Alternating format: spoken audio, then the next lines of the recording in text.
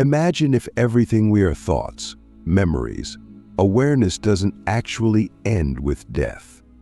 What if consciousness is not just connected to the body but exists in a way that doesn't depend on it? This isn't about belief or mysticism, but a fundamental exploration into what consciousness really is and why it might be immortal. Let's start with the basic problem: consciousness itself is invisible. Science can study brain structures, measure electrical impulses, even track where certain thoughts might occur, but none of these measurements show us consciousness. You can look at brain scans of someone experiencing joy or fear, but they don't capture the actual experience. So what exactly is consciousness? It's clearly real. We experience it every second.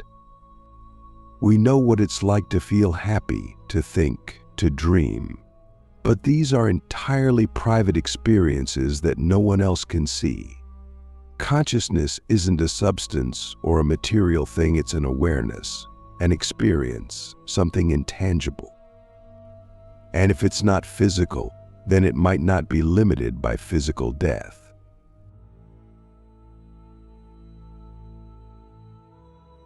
One of the most famous philosophers, René Descartes, brought attention to this with his phrase, "I think, therefore I am." Descartes' point was that even if everything else could be doubted, we cannot doubt that we are conscious, that we are thinking. You might question everything around you, but you can't question that you are experiencing that doubt. This consciousness is so fundamental that it's the foundation of our existence. Descartes believed that this awareness, the sense of I, is the core of our identity. If consciousness is what defines us at the most basic level, and it exists independently of physical matter, then it raises a huge question: could this awareness, this sense of I, continue even if the body doesn't? Click subscribe to this channel to get more profound spiritual lesson. The next big idea is about how consciousness relates to matter. In our everyday lives, we tend to think of our mind as part of our brain and therefore connected to the body. But here's something strange: if consciousness were purely a product of the brain, it would be measurable, something we could see or manipulate just like any other biological process. But no matter how much we study the brain, we never actually find consciousness itself, only the activities associated with it. Some philosophers argue that consciousness might be something entirely different from the brain, using the brain like a tool or an interface rather than originating from it. This opens up the idea that consciousness could be more fundamental than the physical body and might not be destroyed with it.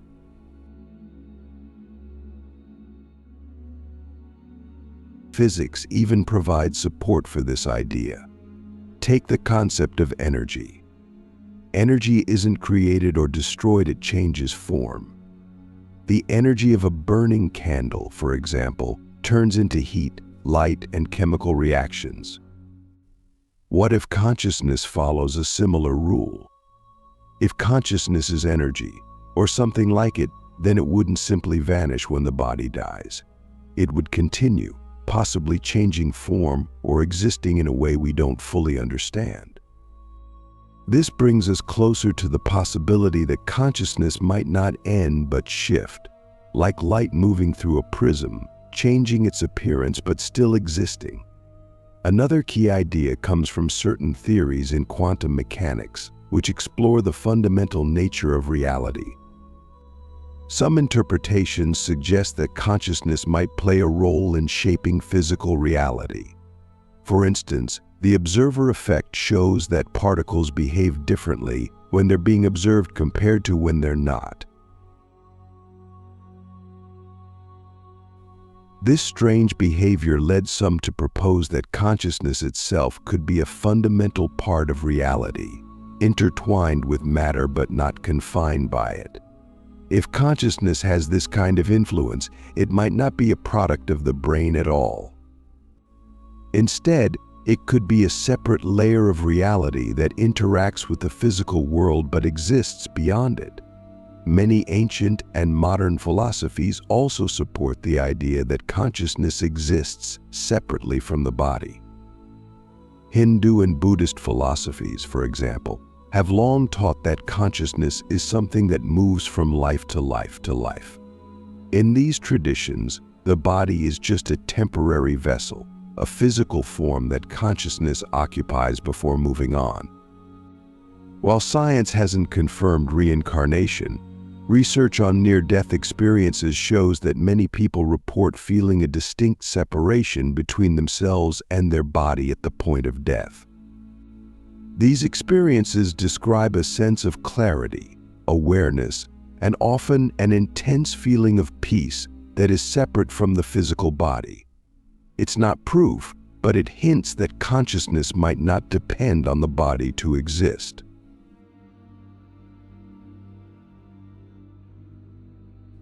So, if consciousness isn't limited by the physical body, it's possible that it exists in some form beyond it.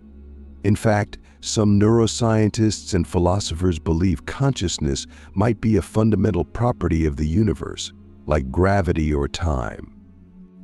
Just as time continues without us, consciousness could continue independently, as part of the structure of reality.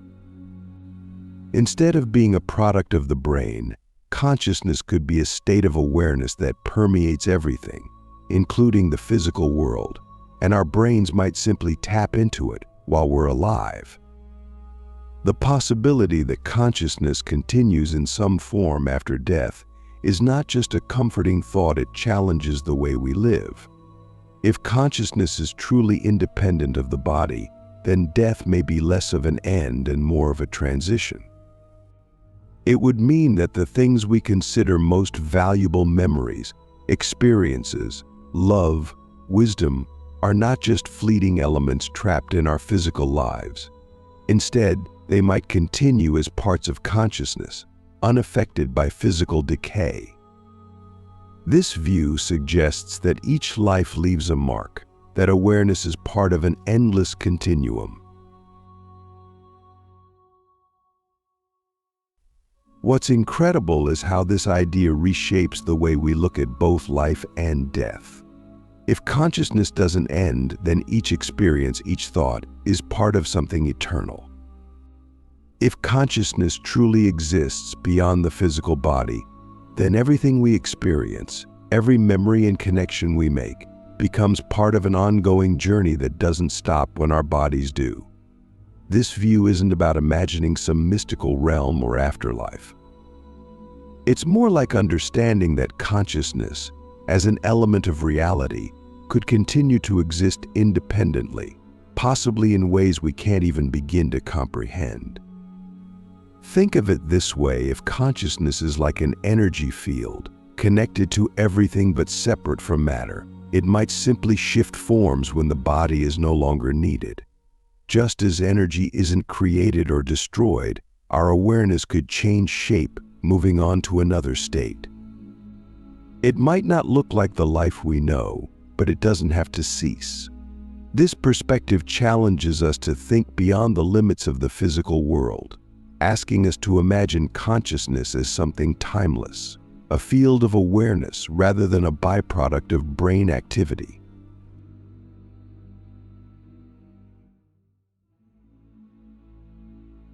There's also an interesting idea from philosophy called Panpsychism, which suggests that consciousness is not only present in humans but in all matter to some degree. It's like saying that awareness isn't something unique to brains, but an aspect of everything, from stars to atoms.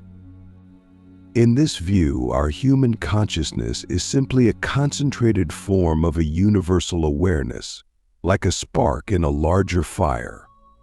When the body dies, that spark may return to the greater field of consciousness, losing individual form but not ceasing to exist. Imagine consciousness as drops of water that merge back into an ocean after a lifetime of individual experience, different, but still existing within a larger whole. all of this leads us to think about the implications of immortality in a new way. If consciousness continues, then death might just be a shift in awareness rather than an end. This perspective doesn't mean we hold onto the same identity or memories forever, but it opens up the idea that something essential, our core awareness, persists.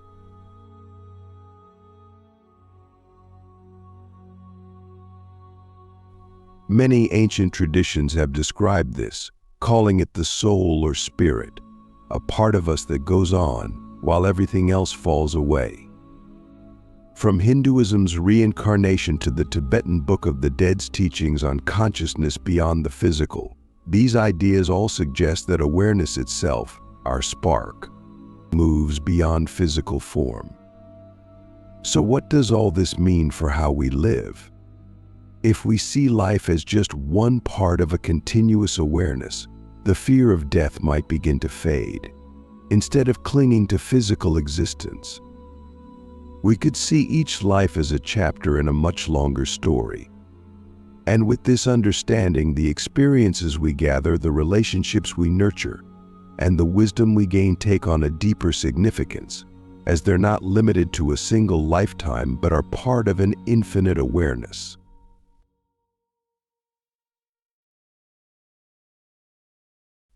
This understanding of consciousness as an endless continuum fundamentally changes how we view life, death, and everything in between.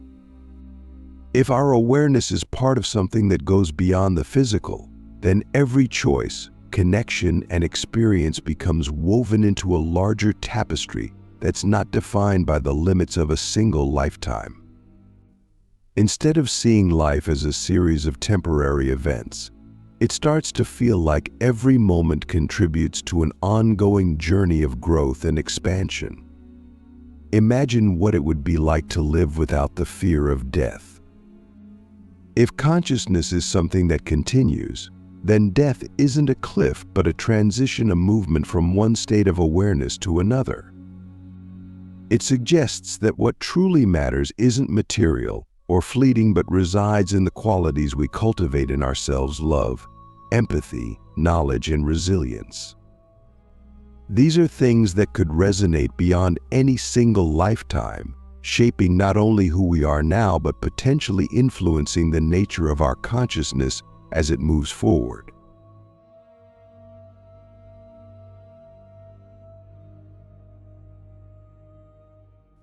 This idea of consciousness as immortal also invites us to reconsider our relationship with others. If awareness exists beyond individual lives, then perhaps there's a connection between us all that's deeper than we realize. Every interaction, every act of kindness or harm, becomes part of a shared consciousness, leaving an impact that lasts. When we treat each other with respect and compassion, we're not just affecting our own lives, we're contributing to a collective awareness that might carry these values forward, transcending individual boundaries. And if consciousness is indeed a continuous force, then life becomes a learning experience, with each moment offering a lesson, an opportunity for growth. Challenges, hardships, and even suffering could be seen as moments that expand our awareness, contributing to a larger journey of self-discovery that's not limited by our current existence. The wisdom, resilience, and compassion we develop become a part of this consciousness, deepening it in ways that may continue beyond physical life. In essence, if consciousness is immortal, we're part of something vast and timeless, a continuous unfolding that doesn't end but evolves.